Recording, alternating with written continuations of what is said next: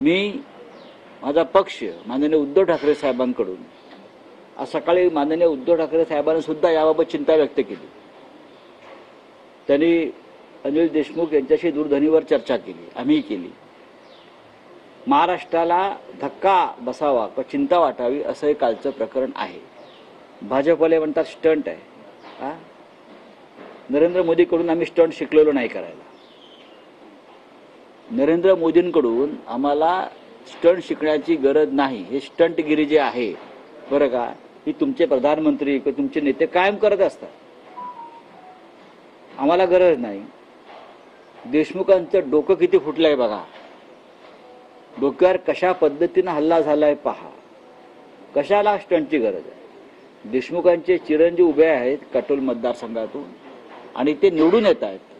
7 वेळा देशमुख निवडून आले। मला तो मतदारसंघ माहिती आहे।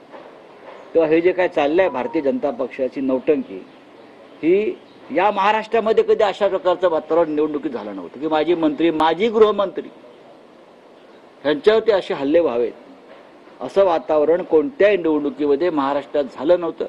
ते देवेंद्र फडणवीस अमित शहांच्या काळात झालेलं आहे। तिकडे मणिपूरला पेटलेलं आहे, रस्त्यावरती आणून महिलांची झंड काढून त्यांच्या बलात्कार होत आहेत, इथे मंत्र्यांवरती हल्ले आणि हत्या होत आहेत। काय यांच्या हातामध्ये कायदा सुव्यवस्था सुरक्षित आहे? बोला।